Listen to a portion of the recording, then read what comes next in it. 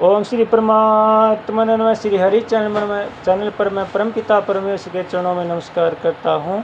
सब ऋषि मुनियों सब संतजनों के चरणों में नमस्कार करता हूँ। इस मेरी मातृभूमि के चरणों में नमस्कार करता हूँ। सभी मेरे देशवासियों का प्यार भरा स्वागत करता हूँ। इस वीडियो को आप पूरा सुने, अंत तक सुने। इस वीडियो को सुनने वाले मेरे देश के हर कोने में घरों बैठी माताओं के चरणों में मैं चरण स्पर्श करता हूँ। बहनों भाइयों को प्यार भरा नमस्कार। ये वीडियो श्री कृष्ण अर्जुन संवाद का है। जब महाभारत युद्ध में अर्जुन धर्म संकट में था, तनाव में था, चिंताओं से घिर गया था, कोई निर्णय नहीं ले पा रहा था, तब भगवान की शरण में गया। भगवान ने गीता का उपदेश दिया, धर्म संकट से बाहर निकाला और अंत में विजय श्री का ताज पहनाया। इसलिए वीडियो सुनने मात्र से ही मानसिक तनाव, चिंताग्रस्त शारीरिक तनाव से मुक्ति मिलेगी।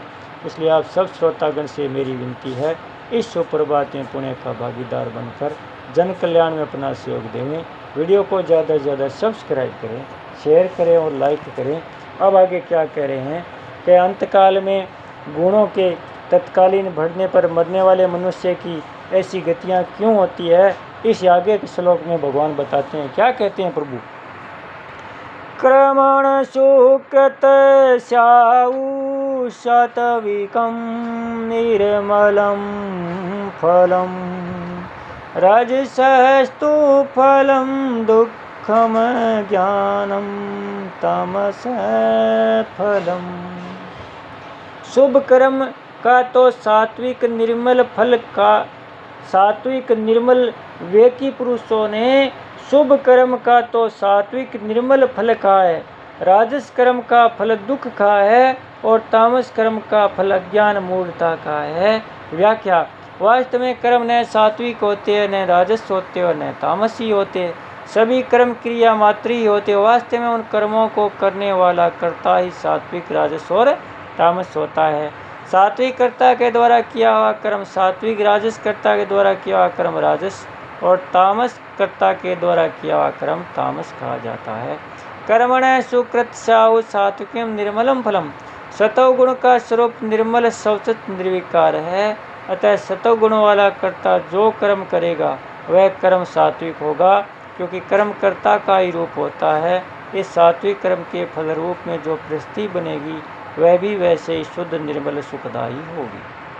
फलेच्छा रहित होकर कर्म करने पर भी जब तक सतोगुण के साथ कर्ता का संबंध रहता है तब तक उसकी सात्विक कर्ता संज्ञा होती है और तभी तक उसके कर्मों का फल बनता है। परंतु जब गुणों से श्रोता संबंध विच्छेद हो जाता है तब उसकी सात्विक कर्ता संज्ञा नहीं होती और उसके द्वारा किए कर्मों का फल भी नहीं बनता, परंतु उसके द्वारा किए कर्म अकर्म हो जाते हैं। रजस्तु फलम दुखम। रजोगुण का स्वरूप रागात्मक है, अतः राग वाले कर्ता के द्वारा जो कर्म होगा वह कर्म भी राजसी होगा और उस राजस कर्म का फल भोग होगा। तात्पर्य कि उस राजस कर्म से पदार्थों का भोग होगा, शरीर में सुख आराम आदि का भोग होगा, संसार में आदर सत्कार आदि का भोग होगा और मरने के बाद सर्वादि लोकों के भोगों की प्राप्ति होगी। परंतु ये जितने भी संबंधजन्य भोग है वे सब के सब दुखों के ही कारण है। यही सप्रजा भोगा दुखी हो नया एवते। गीता में 5वें अध्याय का 22वां श्लोक है। अर्थात जन्म मरण देने वाले हैं। इसी दृष्टि से भगवान ने यहाँ राजस कर्म का फल दुख कहा है। रजोगुण से दो चीजें पैदा होती है, पाप और दुख। रजोगुणी मनुष्य वर्तमान में पाप करता है और परिणाम में उन पापों का फल दुख भोगता है।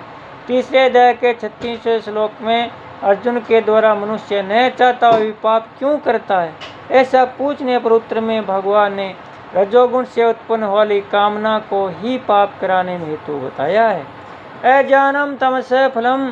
तमोगुण का स्वरूप अनात्मक है, अतः मोह वाला तामस करता परिणाम, हिस्सा, हानि और सामर्थ्य को न देखकर मूढ़तापूर्वक जो कुछ कर्म करेगा वह कर्म तामस ही होगा और उस तामस कर्म का फल अज्ञान अर्थात अज्ञान बहुत योनियों की प्राप्ति ही होगा। उस कर्म के अनुसार उसका पशु पक्षी कीट पतंग वृक्ष लता पहाड़ आदि मूढ़ योनियों में जन्म होगा, जिनमें अज्ञान मूढ़ता की मुख्यता रहती है।